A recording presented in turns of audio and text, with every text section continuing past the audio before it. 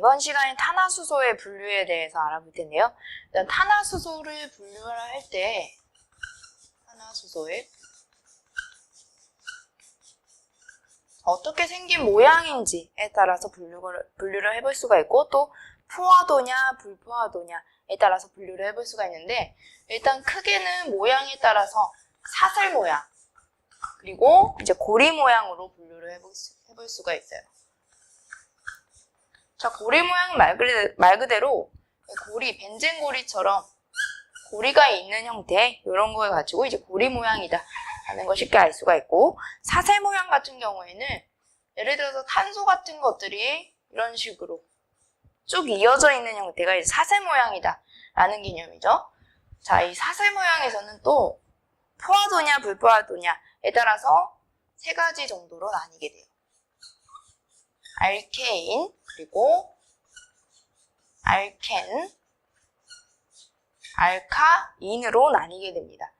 자, 일단 알케인은 포화탄화수소에 해당이 되고요. 여기서 불포화탄화수소 같은 경우에는 알켄과 알카인에 들어가겠죠. 자, 알케인 이제 영어로 쓰게 되면은 알케인이다 라는 걸 알 수가 있고,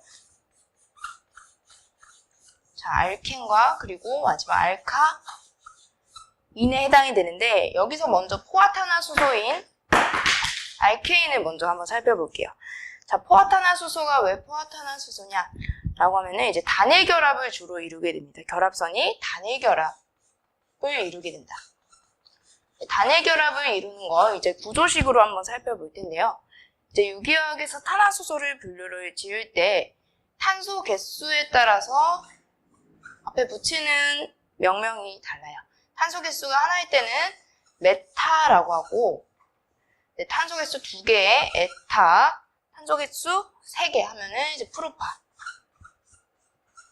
자, 4개는 부타. 이게 이제 10개까지 쭉쭉쭉 이어지는데, 탄소 5개는 펜타. 자, 탄소 6개는 헥사. 탄소 7개는 헵타. 탄소 8개는 옥타. 탄소 9개는 노나. 탄소 마지막 10개 해서 데카까지 끝나게 됩니다. 자, 그 중에서 이제 알케인 같은 경우는 탄소 1번부터 시작을 하고요. 지금 알켄과 알카인은 탄소 2번부터 시작을 하게 됩니다.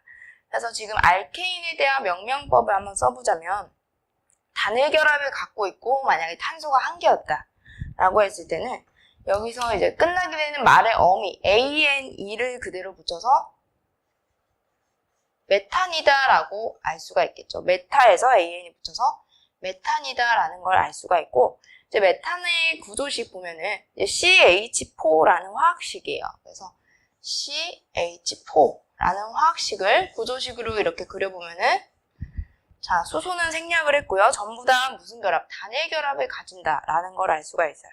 그렇기 때문에 포화탄화수소이다 라고 얘기를 할 수가 있고, 자, 화학에서는 이런 단일결합과 이중결합, 그리고 뭐 삼중결합, 이런 개념에서 단일결합 같은 경우에는 시그마 결합이다 라고 얘기를 하고요. 그 다음에 지금 뭐 이중결합부터 나타나는 이 선은 기존의 시그마 결합에서 뭐가 추가가 됐냐? 하이 결합이 추가됐다라고 볼 수가 있어요. 그럼 삼중결합을 갖는다.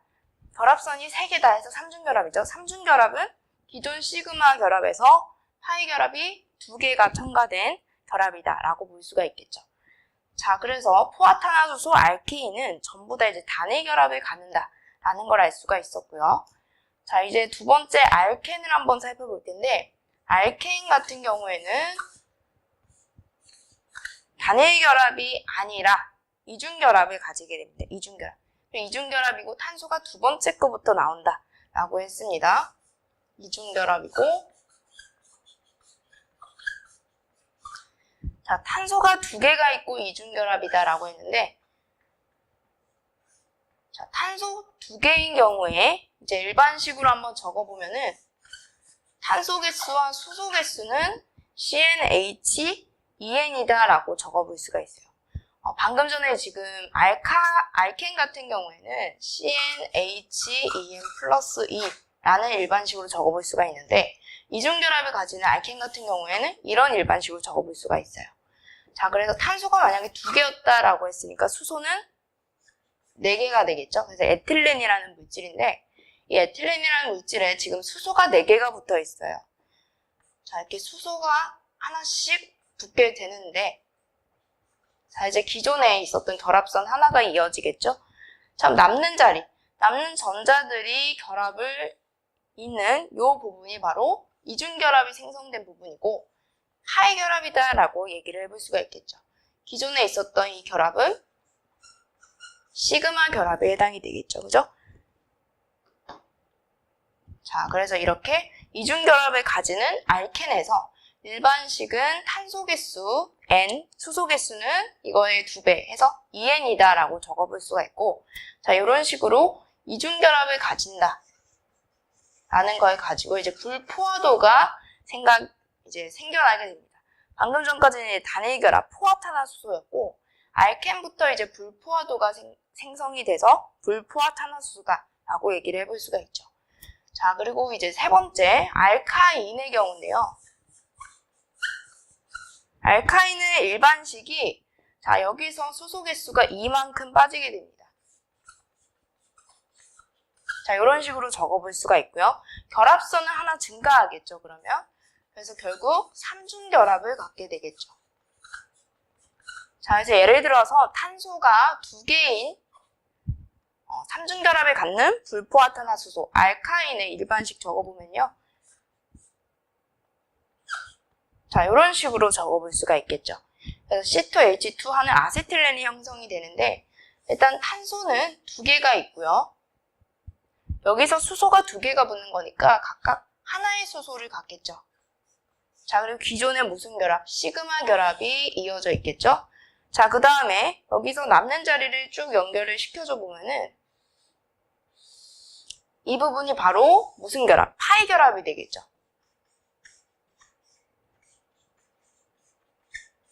자, 그래서 결국에는 탄소와 탄소와의 결합 사이에서 시그마 결합은 하나, 파이 결합은 2개라는 걸 알 수가 있어요. 그래서 알카인은 3중 결합을 가지고 그리고 아까 알켄과 비교했을 때 불포화도가 어떻게 되느냐?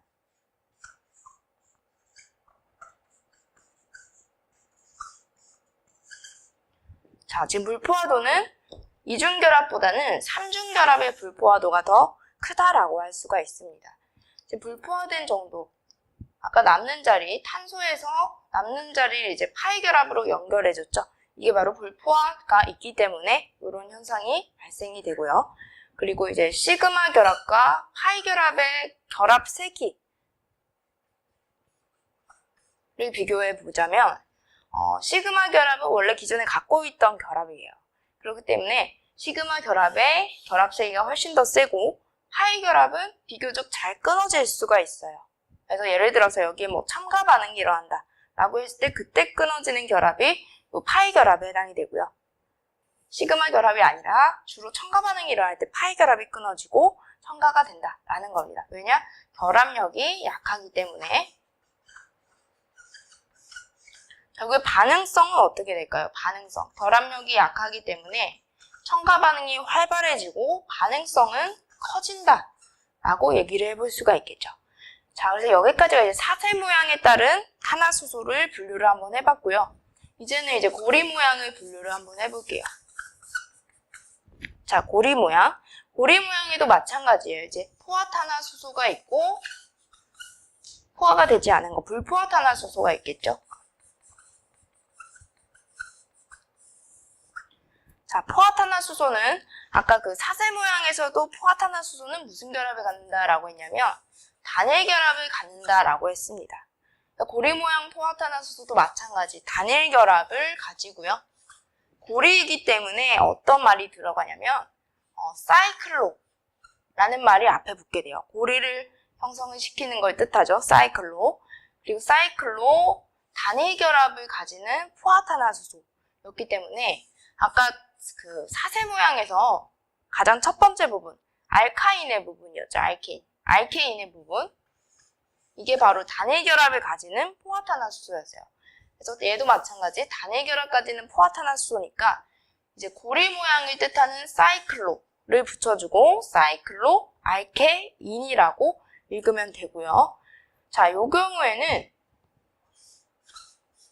일반식이 아까 사슬 모양에 있었던 일반식과 동일합니다. 탄소 개수 N, 수소 개수는 이것의 2배 해서 2N이라고 적어볼 수가 있는데요.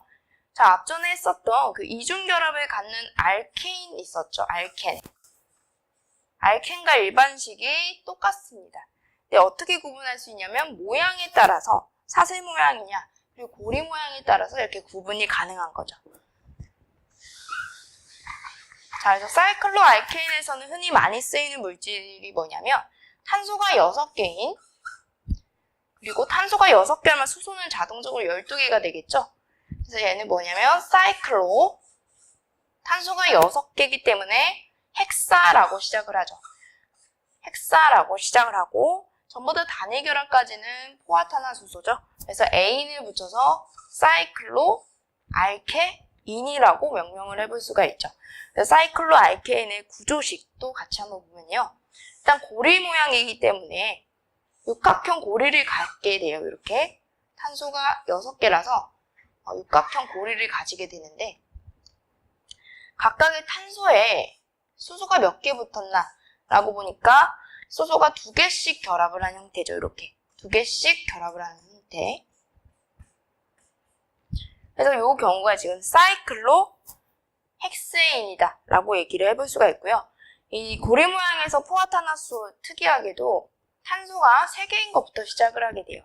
왜냐면 탄소가 2개인 거는 결과적으로 고리를 형성을 시킬 수가 없습니다. 그래서 결국 최소 탄소 개수가 이렇게 3개를 형성시켜야 고리 모양을 형성시킬 수가 있겠죠. 그래서 얘를 사이클로 탄소 3개니까 프로파라고 명명을 하죠. 프로파에서 단일결합의 엄이 따서 프로헤인이라고 읽을 수가 있겠죠. 이게 예전에는 명명법이 좀 개정되기 전에는 프로헤인이라고 읽지를 않고 흔히 이제 프로판 이렇게 읽었었죠. 이제 종종 이런 식으로 명명이 되는 경우도 있는데 이제는 개정이 돼서 프로페인 이런 식으로 모든 알케인을 예전에는 알칸이라고 흔히 했습니다. 이제는 알케인이라고 고쳐서 나오는 거를 볼 수가 있고요. 자, 그 다음에 이제 불포화 고리 모양 탄화수소를 한번 볼게요. 불포화 고리 모양 탄화수소에서는 가장 좀 중요한 게 방향족 탄화수소에서 대표적인 물질이죠. 벤젠이죠, 벤젠. 자, 방향족이라는 건 이제 향을 낼 수 있는 물질이에요. 그래서 벤젠 같은 경우에도 이제 향이 나게 되죠. 화학식이 탄소가 6개고 수소가 6개인 벤젠이다 라는 걸 알 수가 있고요. 이제 벤젠도 마찬가지로 구조식을 한번 보면요. 육각형 고리 모양. 자, 육각형 고리 모양을 갖게 되는데 여기서는 이제 특이하게도 벤젠은 좀 특징들이 많죠. 그래서 벤젠을 가지고 뭐 나올 수 있는 물질들도 많고 그 중에서 특징 중에 하나가 공명구조를 갖는다라는 거예요. 공명구조. 자, 벤젠을 이렇게 육각형 고리에서 원을 그려서 이런 식으로 나타내 볼 수도 있고 육각형 고리에서 단일결합과 이중결합이 번갈아 가면서 나타나게 돼요. 이중결합, 단일결합, 그리고 이중결합, 단일결합, 이중결합 이런 상태. 그리고 하나의 경우가 더 있겠죠. 자, 육각형 고리에서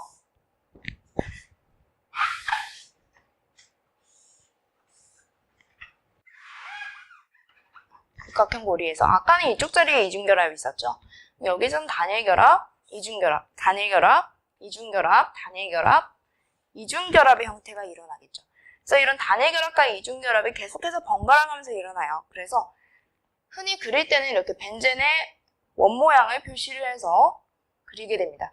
그래서 공명구조의 개념이 어떤 느낌이냐면 단일결합과 이중결합 이런 식으로 딱 정해진 구조가 아니라 번갈아 가면서 나타나는 구조이다 해서 얘는 1.5중결합을 갖는다라고 해요.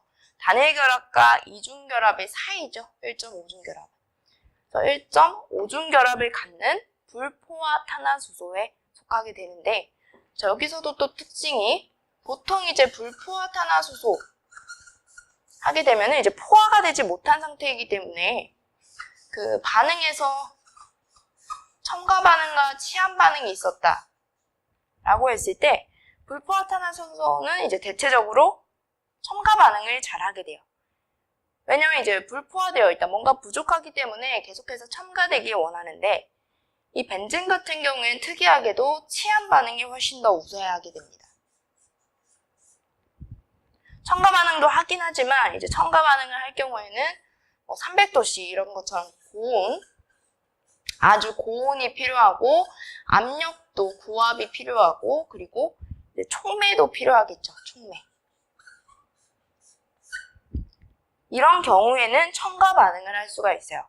실제적으로 300도씨에서 고압에서 니켈 같은 촉매를 이용해서 여기서 이제 첨가 반응이 일어나게 되면은 바로 옆에 있는 지금 사이클로헥세인이 만들어지겠죠. 탄소가 이제 하나가 있을 때 수소가 하나만 결합을 했었는데, 여기서 첨가가 되니까 수소가 2개가 있겠죠. 그래서 결과적으로 사이클로헥세인으로 반응이 일어나게 됩니다. 그래서 이런 첨가 반응도 하긴 하지만 대체적으로는 치환 반응이 우세하다라는 게 벤젠의 특징이죠. 자, 그래서 여기까지가 이제 탄화수소 분류를 사슬 모양, 고리 모양으로 간단하게 해봤고, 그리고 불포화도냐, 포화도냐에 따라서도 분류를 한번 해봤습니다. 탄화수소 분류는 여기까지 하도록 하겠습니다. 수고하셨습니다.